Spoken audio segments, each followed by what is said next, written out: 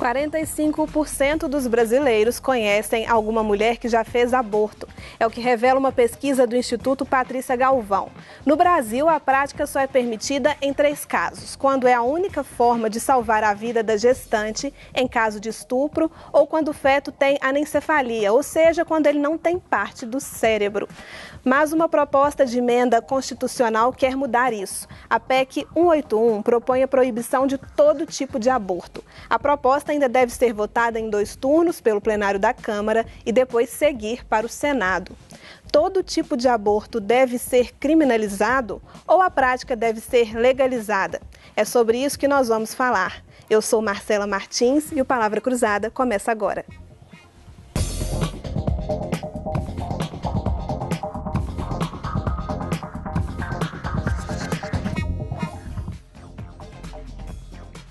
O aborto está presente na sociedade, mas deve ser considerado ilegal?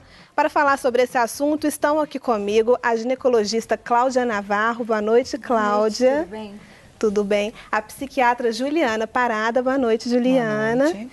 E as jornalistas Luísa Musi, do Jornal Tempo. Boa noite. Boa noite, Marcela. E Laura Max, da Rádio CBN. Boa noite. Boa noite, Laura. Cláudia, eu vou começar com você, né? A gente tem aí essa proposta de emenda constitucional que, na verdade, altera um pouco a redação da Constituição e inclui a proteção à vida desde a concepção. E essa alteração do texto é que gera toda a abertura para o aborto ser criminalizado em todos os casos, né? A gente tem como chegar num consenso do ponto de vista médico sobre quando começa a vida, ou essa é uma tarefa difícil? Eu acho que é muito difícil, isso é muito discutido. Acho que isso não é uma questão médica, isso é uma questão filosófica, isso é uma questão teológica e não existe um consenso. Em congressos de ginecologia, onde se discute muito reprodução assistida, é uma questão que nós fazemos muitas mesas redondas com participação de profissionais de várias áreas, com teólogos, com padres, com pastores. E não existe uma definição de quando a vida realmente começa. Se seria com a fertilização, com a concepção, se seria no momento da implantação, se seria no início do desenvolvimento do cardíaco, se seria no início do desenvolvimento neuronal, já que a gente considera que a morte encefálica seria o final da vida. Então, eu acho que vai demorar muito para ainda se chegar a esse consenso. Esperar por essa resposta, então, para falar sobre aborto não resolve também, né? Eu acho que fica meio difícil. Juliana, você trabalha aí com mulheres que passaram por experiências traumáticas, né? Muitas experiências de aborto, né? Como que fica? A gente tem nessa proposta de emenda da Constituição uma brecha para que as mulheres sejam, de certa forma, obrigadas a gerar filhos, mesmo em caso de estupro, né? Como que ficaria o psicológico aí de uma mulher que passa por uma situação dessa e ter que seguir com a gravidez? Uma coisa que é interessante da gente sempre recorrer é o que a ciência nos traz de informação, né? Claro que, sendo psiquiatra, eu tenho um viés das mulheres que vivenciam isso de uma forma traumática e que acabam adoecendo psicicamente por esse evento relacionado ao aborto, né? Mas o que os estudos científicos mostram, com base em um número muito maior de mulheres do que a minha experiência clínica, né, é que a questão da ausência de acesso aos direitos reprodutivos, seja no sentido de um planejamento reprodutivo familiar, de acesso a métodos contraceptivos, de acesso ao aborto, quando isso é um desejo da mulher, não só por essas questões médicas e humanitárias, como foram colocadas, a perda do acesso aos direitos reprodutivos tem um impacto muito maior na saúde mental feminina do que numa mulher, por exemplo, que opta por realizar um aborto nos países onde isso é permitido, né? E assim o faz, né? Então, é controverso também, né? Alguns países justificam que proibir o aborto seria uma forma de preservar a saúde mental feminina, mas na verdade essa justificativa não tem embasamento empírico nenhum. É muito mais uma legislação feita arbitrariamente, e o que a ciência nos mostra é que isso não faz sentido. Ô, Laura, a gente vê aí muitos pontos de vista, né? Tem filosofia, tem questão médica, e a gente que acompanha aí como jornalista o debate político, a gente vê que às vezes ele não se atém tanto a essas questões, fica muito no âmbito religioso ou do clamor popular mesmo. Você acha que a gente consegue ter um debate profundo na Câmara, no Congresso, sobre esse assunto? Pois é, o que eu acho que tem acontecido no Congresso é que esse assunto tem ficado muito nas mãos da bancada religiosa. Inclusive, foi a pedido da bancada religiosa que essa questão da vida ser a partir da concepção entrou nesse projeto de lei, que era de cunho trabalhista, né? Era relacionado a quanto tempo a mulher poderia ter a licença maternidade, aumentar a licença maternidade para as mulheres que têm filhos prematuros. E aí, essa questão de que a vida começaria a partir da concepção foi inserida no projeto de lei a pedido da bancada religiosa. Exatamente. Né? Uma manobra, né? Numa espécie de manobra. Alguns movimentos chamaram isso de PEC cavalo de Troia, que vem como sendo uma coisa, exatamente. Na verdade é outra, né? Mas, inclusive, o presidente da Câmara falou que não deixaria essa PEC passar, mas ele próprio autorizou que esse argumento entrasse no projeto de lei. Então, é algo que, acredito até para as eleições, para o ano que vem, que é um período de eleição, acredito que esse assunto deve ficar um pouco de lado, porque a maioria dos deputados tem medo de falar desse assunto para não perder voto, né? Mas, ao mesmo tempo, se esse é um assunto que ganha corpo e que ganha voto, também acho que esse projeto pode ir à frente lá na Câmara, né? E aí vai depender também do discurso contrário, né? Se essas pessoas vão conseguir argumentar de forma contrária a essa questão, a esse projeto de lei que pode fazer até o aborto em caso de estupro ser proibido, né? E aí até a Cláudia falou uma questão que eu achei muito interessante, que eu já vi alguns argumentos quanto a isso, de que a morte é considerada a partir da morte encefálica. Mas aí o início da vida não seria a partir da formação do encéfalo, a partir da formação do sistema nervoso? Como que ficaria isso, né, na medicina? É o que eu falei, eu acho que dificilmente nós vamos conseguir chegar a um consenso do início da vida. Mas realmente acho que não existe dúvida que talvez a aprovação da PEC seja um retrocesso, porque em determinados casos, já desde que o Código Penal foi escrito pela primeira vez na década de 40, já é permitido o aborto nesses casos, nesses 3 casos que a Marcela citou no início do programa. Década de 40, né? Década de 40. Então, quer dizer, agora você realmente colocar que todo cidadão tem direito à vida desde a concepção, você vai impedir o aborto em qualquer circunstância. Então, existe uma grande diferença entre você liberar o aborto e você impedir o aborto naquelas circunstâncias que já são previstas por lei há quase um século. E a gente tem 2 situações dentro dessa proposta até que são bem da área médica, né? A situação da vida da gestante. Exatamente. E a própria questão da anencefalia também. Fere um pouquinho da autonomia médica também, essa proposta? Principalmente a autonomia da mulher, mais que a autonomia médica por si. Porque a questão é que perante uma criança, um feto com anencefalia, que nós sabemos que é incompatível com a vida, quer dizer, descoberto com 3, 4 meses, como que aquela mãe vai levar uma gestação até os 9 meses, todo aquele sofrimento, passar inclusive pelos riscos médicos de uma gravidez, para uma criança que não vai para frente. Que direito à autonomia, qual a autonomia daquela mulher em interromper aquela gravidez? E a autonomia do médico também, quando ele determina, no caso de uma gravidez que poderia levar um risco de morte para aquela mulher, que o aborto talvez seja a melhor opção para salvar a vida de uma mulher.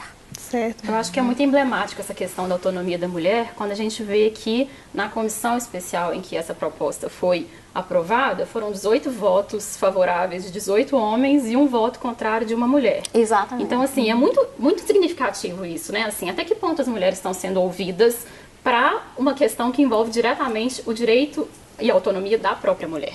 Então eu acho que a grande questão desse projeto de lei é que os discursos estão muito apaixonados, estão muito exacerbados, as pessoas não param para ouvir os argumentos das outras, não param para ouvir o que os outros lados, o que movimentos, o que entidades médicas, o que grupos de mulheres têm a dizer sobre o assunto. As mulheres serão, de uma forma ou de outra, as mais afetadas por essa PEC. E a gente está ouvindo o que elas têm a dizer, sabe? Eu acho que essa é uma questão. É interessante que os argumentos ficam muito centrados em questões morais, religiosas ou éticas, né?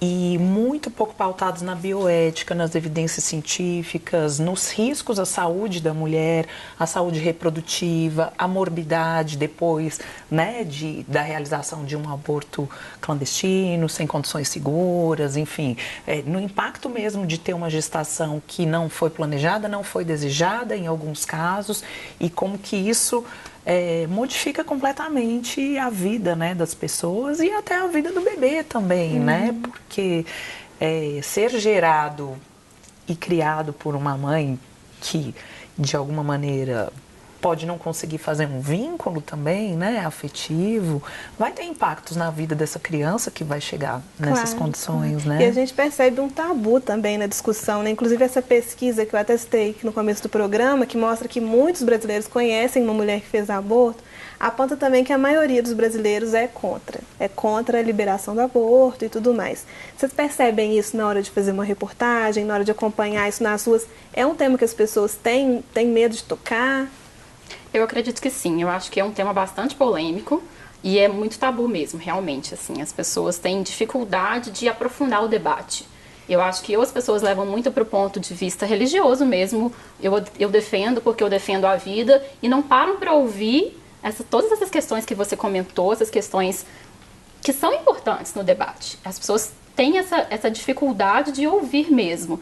E, ao mesmo tempo, tem dificuldade de se posicionar em alguns momentos. Ao mesmo tempo que tem os muito radicais, que não querem ouvir o que os outros têm a dizer, tem também aqueles que acham isso um tabu tão grande, que não querem colocar o assunto em discussão. Mas é importante estar em discussão. A gente tem uma PEC sendo votada no Congresso sobre isso. Se a sociedade civil não se mobilizar e fizer essa discussão, não vai ser no Congresso que essa discussão também vai ser feita, porque a gente conhece o Congresso que a gente tem. Então, assim, eu acho que a gente não pode ter esse medo de falar sobre. É um assunto muito importante que envolve a saúde, né? Envolve vidas de mulheres e a gente tem que conversar sobre isso. E como conversar a educação sexual? Como começa isso? Mas eu acho, Marcela, que tem que ficar muito claro que a questão da PEC não tem nada a ver com a liberação do aborto, sabe? Porque uma coisa é a PEC que quer que se proíba o aborto em qualquer circunstância. Então, a questão de sermos contra a aprovação da PEC, digamos assim, pode-se dizer que nós estamos a favor do aborto nas questões legais, naquelas questões em que ele já é permitido pela nossa própria lei, pelo próprio Código Penal, Código Civil, pela Constituição. Então, isso é uma coisa. Então, a defesa da PEC, que não quer dizer que seria uma liberação total do aborto. Acho que isso é uma coisa que tem que ficar muito clara. Sim, são duas discussões, são duas discussões muito diferentes. A gente estava, inclusive, num ponto de discussão sobre liberação ou não liberação, né? E a gente retrocedeu, vou usar esse termo, para proibir, inclusive, em casos que já estavam previstos em lei. Isso é que eu falei, seria um retrocesso, porque aqueles que já são definidos em lei não seriam mais permitidos. Mas não está em pauta a liberação do aborto nesse momento, né? Exatamente, é isso que eu acho que tem que as pessoas ficar claro. Precisam entender é isso que as pessoas têm que entender, que não é a liberação do aborto em qualquer circunstância. Mesmo porque eu acho que a liberação do aborto em qualquer circunstância tem que considerar outras coisas também. Porque nós estamos falando em autonomia da mulher, mas nós temos que pensar que o aborto não vai envolver só a autonomia da mulher. Tem o pai daquela criança. Aquela criança foi gerada também. Então, quando se fala tanto, mas é um direito da mulher, mas e o pai? E aquela criança que foi gerada? Simplesmente o aborto, porque não quer ter aquele filho. A doutora Juliana colocou muito bem aqui que você fazer uma mãe ter um filho e aquela criança ser criada sem um vínculo, sem nada, mas e as outras questões que nós temos que pensar? Por exemplo, a questão da adoção. Hoje no país nós temos casais que ficam 4, 5 anos numa fila para adoção. Então, uma coisa você não quer criar aquele filho, mas você optar por não abortar, ter aquela criança Não quer dizer que você vai criar aquela criança, que você vai conviver com aquela criança sem criar um vínculo com ela. Num cenário então de legalização do aborto, né, que a gente não está vivendo hoje, mas num cenário a gente tem que discutir isso também. Claro. Você acha que esse ponto seria difícil também de chegar a uma conclusão? Até onde o pai pode interferir nisso? O pai também tem participação. É claro que a mulher difícil, que vai... né? É difícil. É claro que a mulher, sem dúvida nenhuma, é quem vai viver aquela gravidez e ter um vínculo maior com o filho. Eu só acho que, se já estamos falando em autonomia, é claro que a autonomia da mulher aí vai ser a mais considerada, mas eu acho que a autonomia do pai também e a autonomia do próprio filho também. Eu acho que uma questão importante nessa discussão diz respeito ao planejamento familiar, né? O aborto não pode ser visto como um método contraceptivo tardio, né? Então você engravida e depois você recorre ao aborto, né? Então a gente precisa mesmo melhorar a educação sexual, o acesso a métodos contraceptivos de escolha da mulher, a um planejamento familiar mais consistente, né?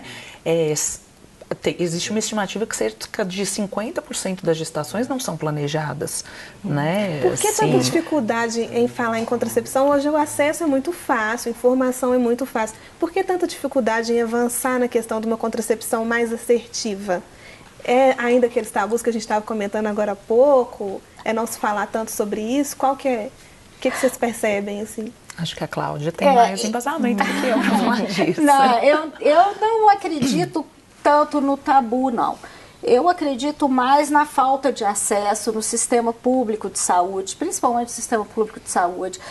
Gente, se nós não estamos tendo médicos, nós vamos no posto de saúde, não tem clínico, não tem um ginecologista, a mulher não consegue uma consulta. Então, isso tudo é muito importante. Hoje, um contraceptivo que é muito usado no mundo inteiro, que é o que a gente chama de método de longa duração, que é o DIU, seja o DIU hormonal, o DIU de cobre mesmo, assim, por mais que se fale, não, hoje o sistema público de saúde dá o DIU, mas uma coisa é a teoria de que fornece o DIU.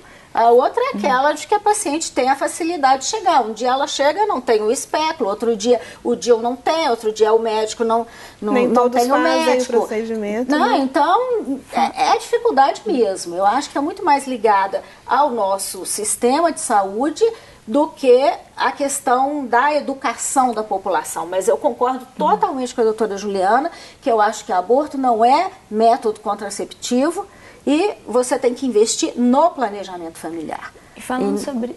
desculpa. Não, é isso mesmo.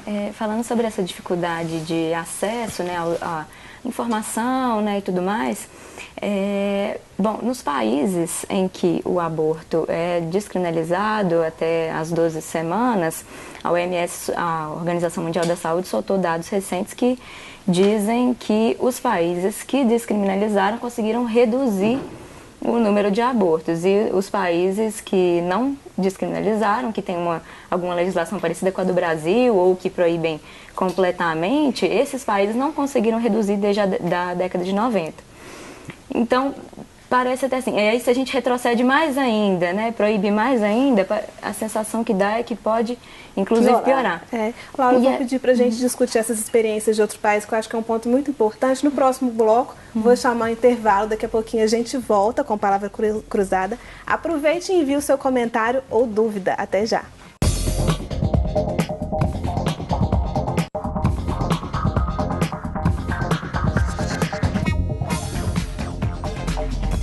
Estamos de volta com Palavra Cruzada, hoje falando sobre aborto. Bom, a Laura estava fazendo uma pergunta relacionada à experiência em outros países que acabaram liberando o aborto, e em muitos deles teve até uma diminuição do número de procedimentos, né, Laura? Repete para a gente, por favor. Claro.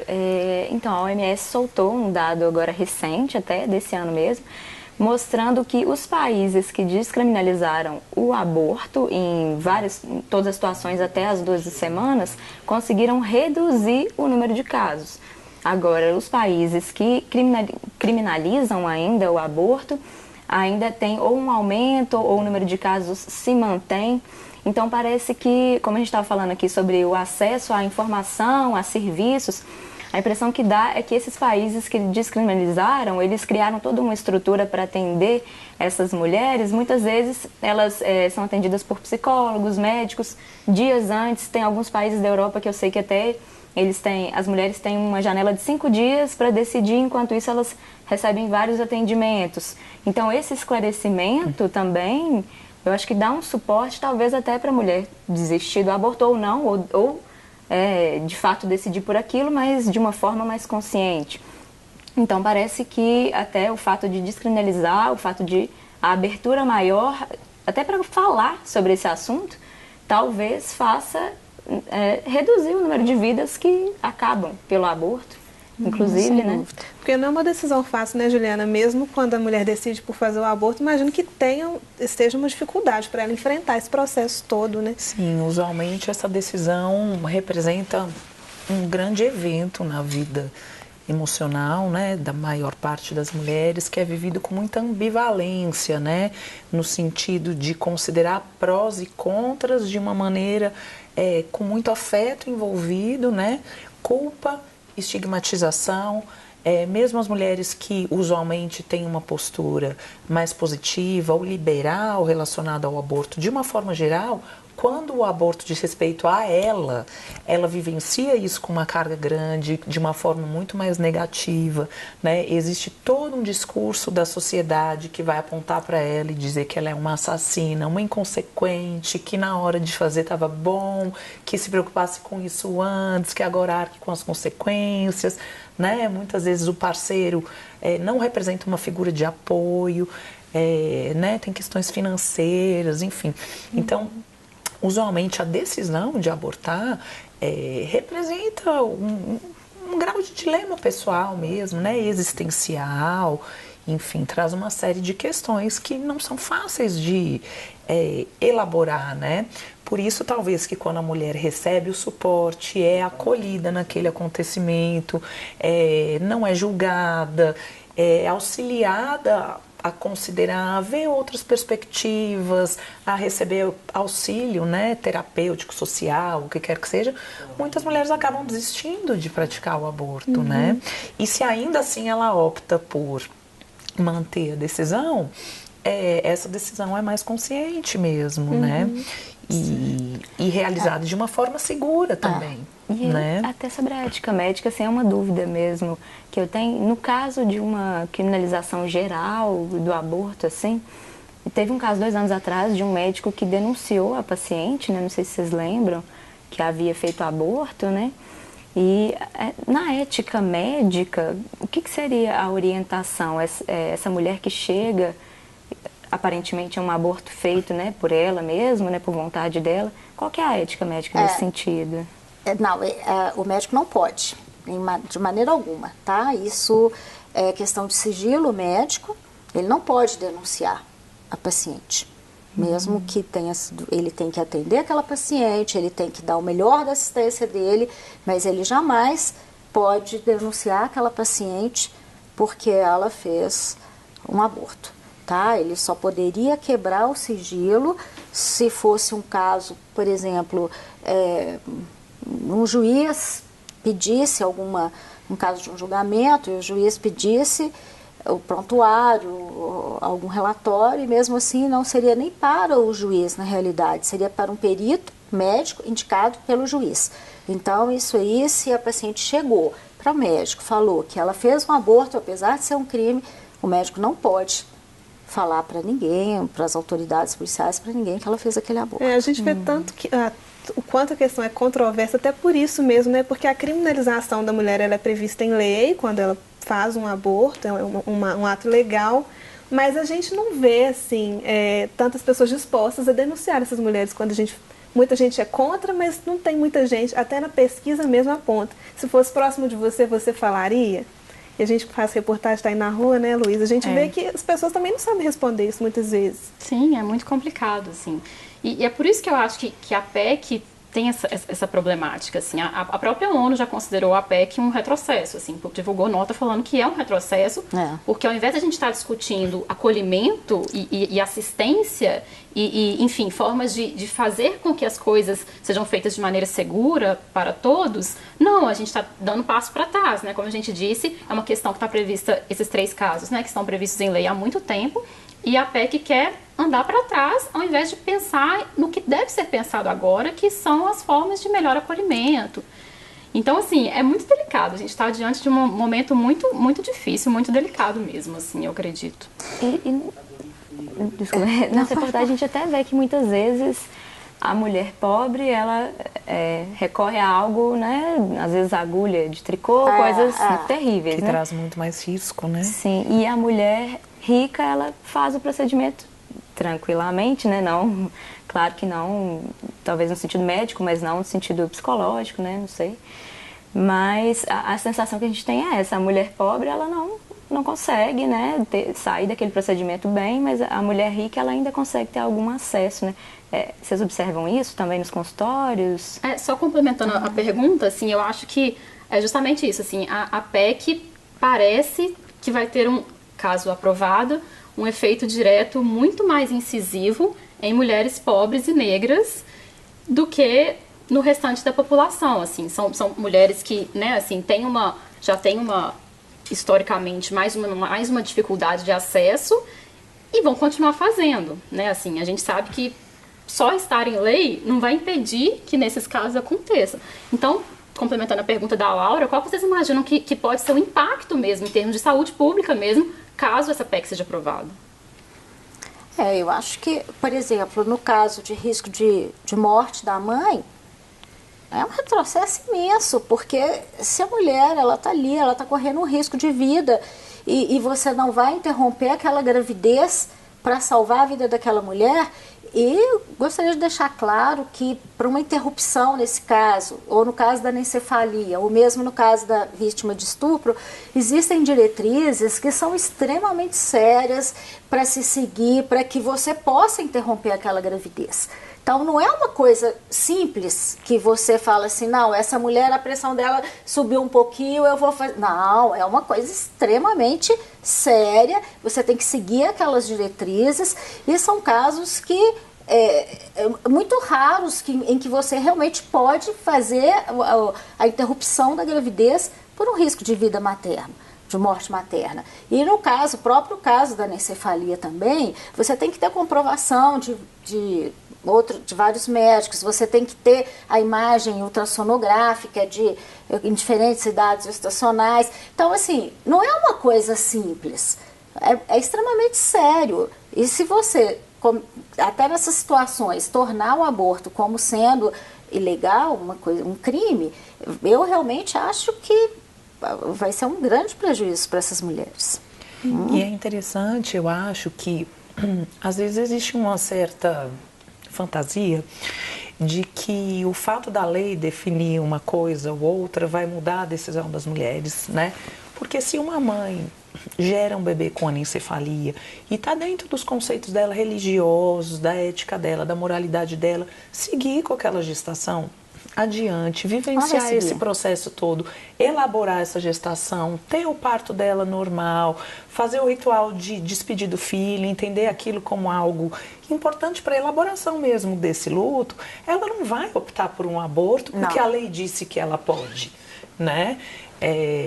Tem essa discussão, né? É ela privado. Não é obrigada. Ela não é obrigada. Exatamente. A lei não vai mandar ela fazer. Exatamente. Sim, inclusive um dos argumentos de quem defende a liberação do aborto é isso, é do âmbito privado, né? É uma decisão do âmbito privado ou não? Ou não é? Uma pergunta agora, né? É uma pergunta, né? Qual que é o direito que o Estado tem de definir isso, né?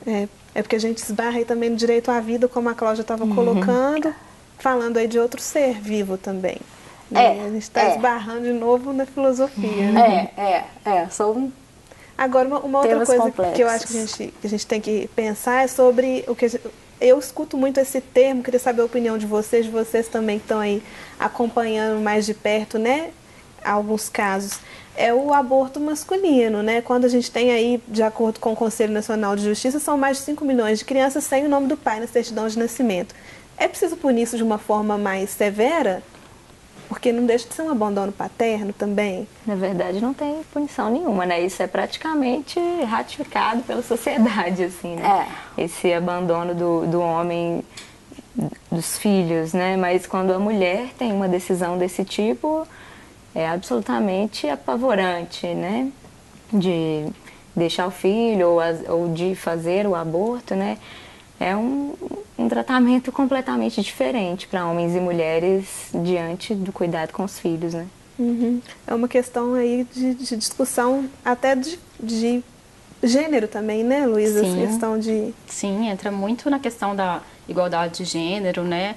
A forma como o homem e a mulher são vistos na sociedade, os papéis que eles exercem, as expectativas que as pessoas têm com relação ao papel do homem e o papel da mulher, tem muita influência nisso.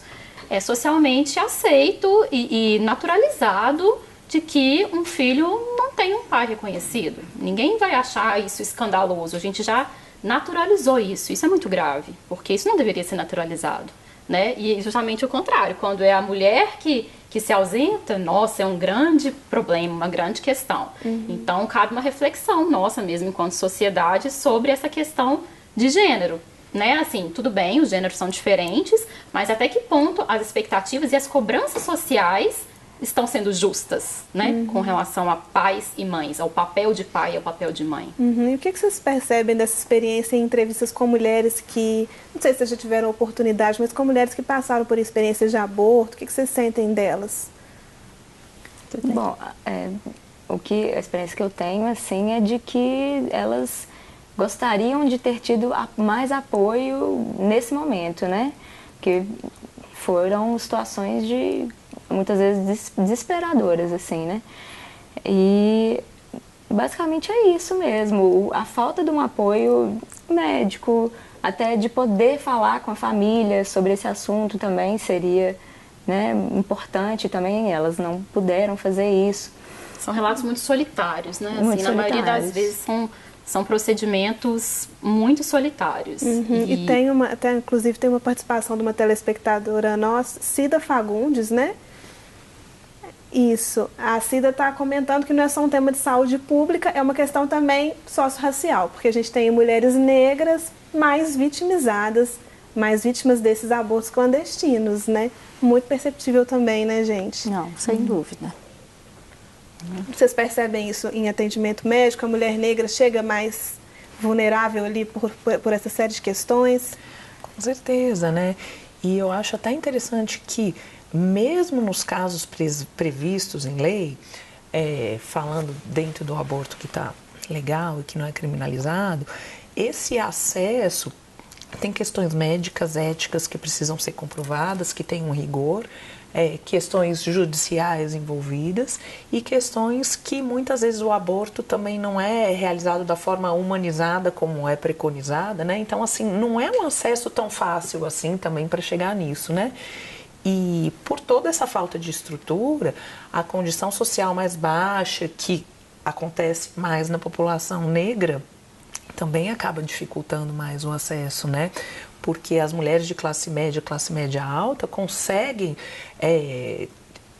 ilegalmente fazer procedimentos seguros, com condições mais adequadas, em clínicas clandestinas e pagar por isso, né? E aí tem uma questão toda financeira também envolvida e que as mulheres negras não têm, né?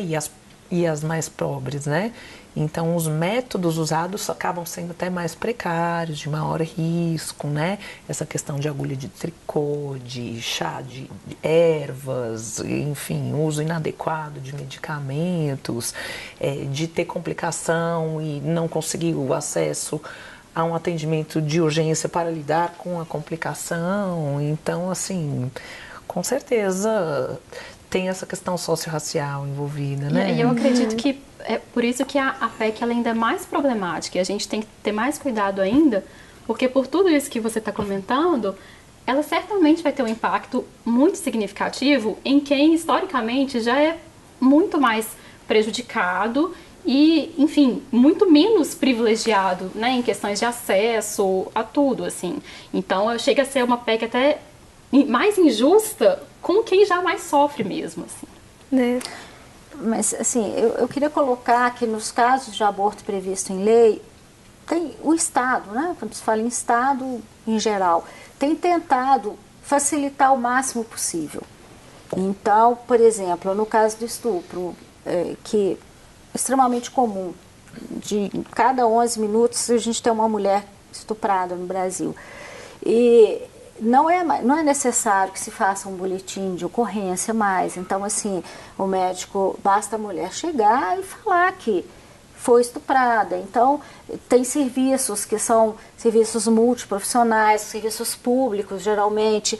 E no caso de anencefalia também, isso tudo não é necessário uma ordem judicial. Tem sido feito através do Ministério da Saúde, tem sido muito mais tranquilo o acesso à interrupção da gravidez nos casos previstos em lei. Então, mas ainda assim, eu acho que algumas mulheres enfrentam dificuldade, mesmo que haja essa resistência. Eu acho que, assim, no caso de estupro principalmente, que existe uma legislação já, né, assim, o Ministério da Saúde já prevê que a mulher, que o relato da mulher já é o suficiente. Já é o suficiente. Mas a gente sabe que existem casos de mulheres que são constrangidas ao chegar num hospital ou numa clínica. Enfim, ela tem o direito, porque foi um estupro, ela faz aquele relato, mas há uma desconfiança. E nem sempre, mas muitas vezes as equipes de saúde não são preparadas o suficiente para dar o que a legislação atualmente prevê para aquelas mulheres. E já vem com o pé atrás, mas é isso mesmo, você tem certeza? Começa perguntas que vão ser complicadas para aquela mulher. Então, um constrangimento, né? Mas existe uma preocupação muito grande com relação ao preparo dos profissionais, inclusive do ponto de vista logístico do local onde essas pacientes vão ser atendidas, da preservação daquelas mulheres. Existe uma preocupação muito grande em relação ao atendimento dessas mulheres.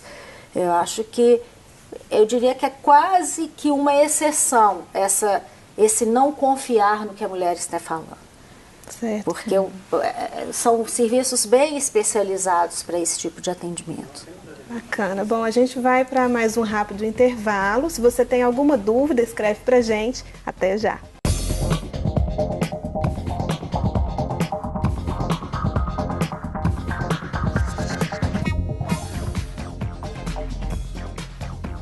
Estamos de volta com Palavra Cruzada com um assunto polêmico, o aborto. A gente estava discutindo aqui um pouco antes do intervalo questões de avanços, né? Em caso de abortos permitidos hoje na lei, a gente tem, de acordo com a doutora Cláudia, já uma assistência melhor do que a gente tinha há alguns anos e tudo mais. Mas sempre surgem casos polêmicos que ganham alguma repercussão na imprensa, né? A gente teve o caso de uma adolescente, há pouco tempo atrás, que estava grávida de 6, né? De várias crianças, assim, né? 6 filhos, ela não tinha condições de criar, ela pediu um aborto na justiça, foi negado. A gente teve recentemente a questão da moça que pediu também para fazer o aborto, não conseguiu e anunciou que iria para a Colômbia fazer esse aborto, né?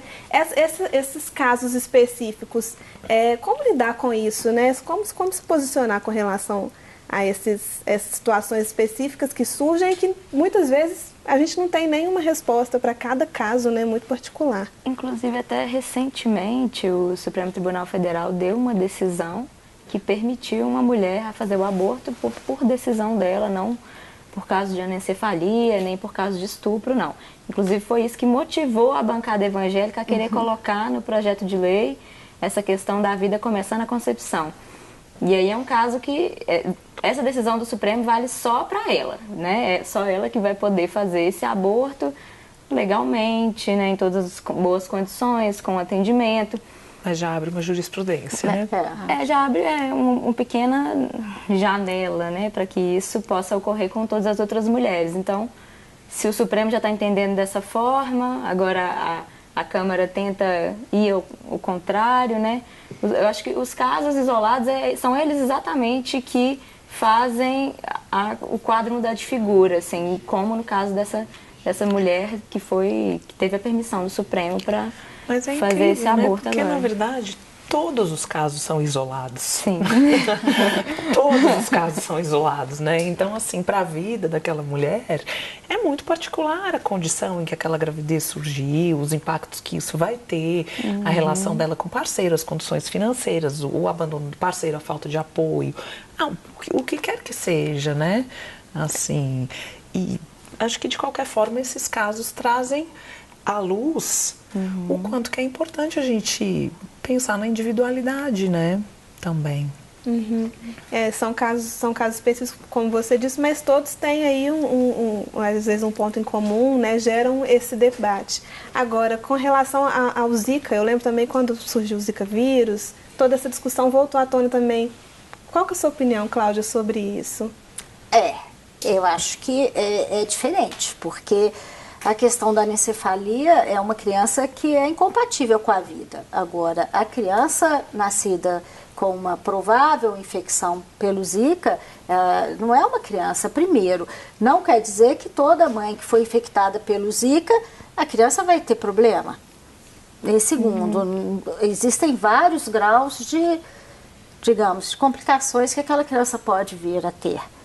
E não são complicações que são incompatíveis com a vida. Então, é completamente diferente você aceitar uma interrupção da gravidez de uma criança com anencefalia ou de uma mãe que simplesmente foi infectada pelo vírus da Zika. Talvez o caso da anencefalia seja o mais emblemático, assim, né? Mas, se eu não me engano, a questão é de fetos que têm condições incompatíveis com a vida, né? Não só a anencefalia, acho que a anencefalia é o mais prevalente, mas também a agenesia renal, bilateral, outras condições. Não, mas a resolução, ela é específica para a anencefalia. Ela é específica de anencefalia. Não é incompatível com a vida, lato sensu. Não, é a anencefalia especificamente. Entendi. E a questão, como você colocou também, os casos são isolados. Então, cada caso é o seu caso, mas nós vivemos em uma sociedade. Então, eu acho que a gente tem que pensar na individualidade, mas nós temos que pensar na sociedade como um todo. A partir do momento que o indivíduo faz parte da sociedade, o que ocorrer com aquele indivíduo, o que for permitido àquele indivíduo, querendo ou não, vai alterar o comportamento daquela sociedade. Então, eu acho que as regras, elas têm que existir para a sociedade como um todo. Mas aí, no caso da legislação do aborto, assim, a impressão que a gente tem é que o grande argumento tem um embasamento religioso, né? Não, isso não tem dúvida. Claro, isso não tem dúvida. Como impor essa ideia de vida que vem da religião católica ou evangélica a todas as outras pessoas que muitas vezes, né, não têm uma religião ou são de outras religiões que permitiriam, né? Então, se colocar uma lei que tem um embasamento em religiões, ela fica complicada. Assim. Mais porque o Estado é laico, né? Deveria ser. Exatamente, deveria ser. Né? E é difícil quando a gente até mencionou que a gente precisa chamar a filosofia para o debate, mas a religião não entra, é difícil deixar a religião de fora nesse caso. Qual religião? Só os protestantes que têm, os evangélicos que estão com uma bancada maior é que vão poder falar com relação às nossas leis, à nossa legislação. Então, quer dizer, as religiões que não têm tanto assento, elas também não vão ter direitos legais? É complexa a situação. Acho que é um pouco o que a Juliana falou, né? A pessoa que tem religião, ela vai seguir aquela religião independente do que tiver em termos de legislação, né, Juliana? E às vezes até ela tem aquela religião, mas no momento em que ela se vê naquela determinada situação, a perspectiva dela muda de figura, né? Assim. Não, nós vemos paciente, às vezes, vítima de estupro, que quer levar a gravidez a termo. É uma decisão pessoal e totalmente aceitável. Sim, e é justamente o que a gente estava falando antes, assim, o fato de estar na Constituição não é uma obrigação. Não é uma obrigação. É a possibilidade, a autorização. É o direito. É o direito, justamente. Não significa que aquela mulher que foi vítima de estupro vai ter que fazer aquele aborto, não é isso. A questão é penalizar aquela que, né, enfim, por desejo não conseguiu porque a lei impediu. Então, a gente precisa separar, assim, porque eu acho que o Estado é laico e tem que elaborar lei para todos, porque nós vivemos em sociedade, tem que ter um parâmetro para todos. Mas cada um, na sua individualidade, vai ter a sua religião, a sua crença e a sua decisão. Claro. Então, assim, uma coisa é um embasamento e um direito, e outra coisa é uma obrigação de fazer isso. Não é por aí, assim. As pessoas têm que entender também que o fato de estar na Constituição não significa que todas as mulheres vão sair abortando agora, né? Assim, não é isso, assim. A gente está tendo essa discussão aqui, mas o fato é que os abortos acontecem, né? A todo tempo, é uma realidade que está colocada. Então, eu queria opiniões. A gente precisa, talvez, endurecer, não no sentido, né, da PEC, que nós já houve muita gente já concordou aqui que não é um retrocesso. Mas a gente precisa endurecer leis com relação ao aborto para impedir que ele aconteça, ou precisa flexibilizar? Porque ele continua acontecendo, apesar de ter uma legislação que o proíbe. Ele continua acontecendo, né? Tem uma estimativa que são cerca de 22 milhões de abortos realizados fora de condições de segurança por ano no mundo, né? Essa é uma estimativa da Organização Mundial de Saúde também, né? De 2014. E quase 70 mil mortes maternas por ano relacionadas a complicações de aborto. Eu não sei até que ponto esses dados também são subestimados, né? Certeza. Com certeza, né? Então, é um panorama muito gritante, assim, né? E convenções relacionadas a direitos humanos e etc. colocam que isso é um tema que os países assumem compromissos de reduzir as taxas de aborto, reduzir mortalidade. O Brasil assinou essas convenções também, né? Então, tem essa questão até da ONU se posicionar contra, porque são compromissos já estabelecidos previamente, né, de convenções da década de 90, por exemplo. Né? A doutora Cláudia mencionou até que existe, na opinião dela, uma dificuldade de acesso a métodos contraceptivos, né? Eu acho no sistema público. Eu acho que um dos objetivos do milênio, pela própria Organização Mundial de Saúde, é a diminuição da mortalidade materna. E o aborto clandestino é um dos responsáveis pela mortalidade materna. É o quinto motivo, né? Exatamente. E, então, assim, defender o aborto clandestino, isso é uma coisa que acho que não se discute. Mas eu acho que a gente tem que investir mais em evitar a gravidez indesejada do que defender o aborto que seja discriminado em qualquer situação. Então, continuo achando que evitar uma gravidez indesejada através de um planejamento familiar bem feito, acesso ao planejamento familiar. E é só falta de recurso, essa dificuldade de métodos contraceptivos acessíveis, ou tem a ver também com falta de políticas públicas para a saúde da mulher? Qual que é a sua percepção? Não, eu acho que é um conjunto. Eu acho que a dificuldade do acesso está exatamente na dificuldade da saúde pública para a mulher. Então, eu acho que isso vai envolver o financiamento da saúde, envolve toda a política que diretamente vai refletir na política da saúde da mulher. Mas eu acho que são dois fatores. Um é exatamente investir no planejamento e segundo, naqueles casos da gravidez indesejada, é aquilo que foi tão bem colocado pela Laura, de você dar um tempo entre aquela mulher decidir interromper aquela gravidez para que ela possa ver as opções que ela teria em não interromper aquela gravidez, se aquilo realmente quer, e se for a interrupção, se aquilo vai ser uma questão consciente dela. Um exemplo, na hora que a Laura estava colocando isso, que eu lembrei, por exemplo, no caso da ligadura de trompas, que é um método que nós consideramos como irreversível.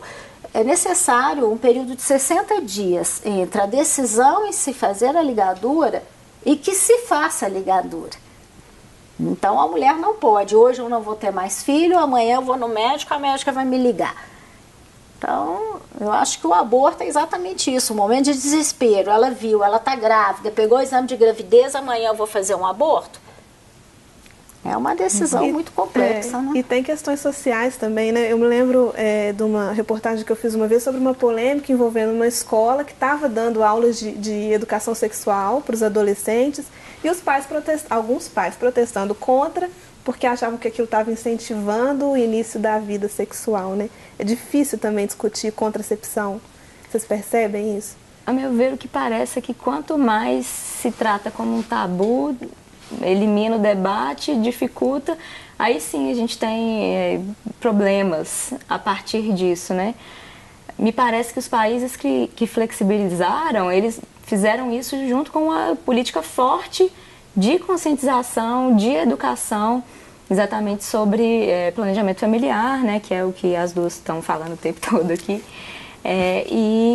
Inclusive, me parece que a flexibilização vem com essa abertura do debate e a possibilidade de tratar isso como algo mais natural e pensar as possibilidades diante de uma gravidez indesejada, né? E até tirar alguns tabus em cima dessas possibilidades. A gente citou aqui a adoção, muitos casais esperando filhos para serem adotados, mas também a impressão que eu tenho é que uma mulher que decide em entregar um filho para adoção também é julgada, né, de alguma forma.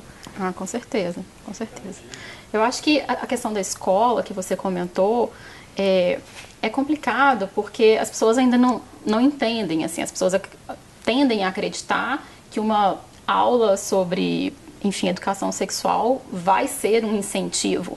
Enfim, a questão da chamada ideologia de gênero nas escolas, aí eu acho que já é uma outra discussão, mas é muito complicado, mas eu particularmente acredito que os debates têm que eles têm que ser feitos no âmbito família, no âmbito escola, no âmbito sociedade. Eu acho que esses assuntos eles têm que estar em discussão. E a educação é muito importante. A Laura citou os exemplos dos outros países. Eles não conseguiram isso apenas com mudança de legislação. Tem que ter, concomitantemente, um investimento em atendimento, em acessibilidade, em condições de acolhimento, né, de mulheres, enfim. Então, eu sou a favor da escola discutir esses assuntos, porque eu acho que a escola é um ambiente de formação, de mentalidade. Não que a escola vai enfiar na cabeça daquela criança uma orientação, uma ideologia, não é por aí. É colocar o assunto em pauta, colocar o assunto em debate, trazer para a mesa e se discutir, porque são assuntos que, enfim, atingem todos nós, né? E a Laura até colocou, né, ano que vem, ano político, essa discussão não vai ficar tão à tona. A gente tem essa dificuldade de ter essa discussão no âmbito político porque as pessoas têm medo de se posicionar, né, perder aí eleitorado. Como que tem que começar essa discussão? A sociedade que tem que se organizar, nas escolas, como fazer isso acontecer?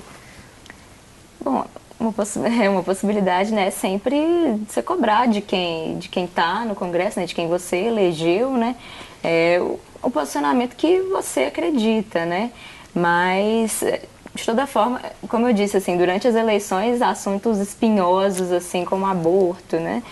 Normalmente não vão para frente no legislativo, exatamente porque está todo mundo com medo, todo mundo, né, receoso, assim, muito de tratar complicado. Esse tipo de assunto, mas se der voto também, não duvido pois que tem que vir esteja em pauta. Tem que vir da gente. Gente, infelizmente nosso tempo acabou, o programa chegou ao fim. Eu queria agradecer a participação de todos vocês e eu espero você na próxima quarta, às 9 da noite, para mais um Palavra Cruzada. Até lá.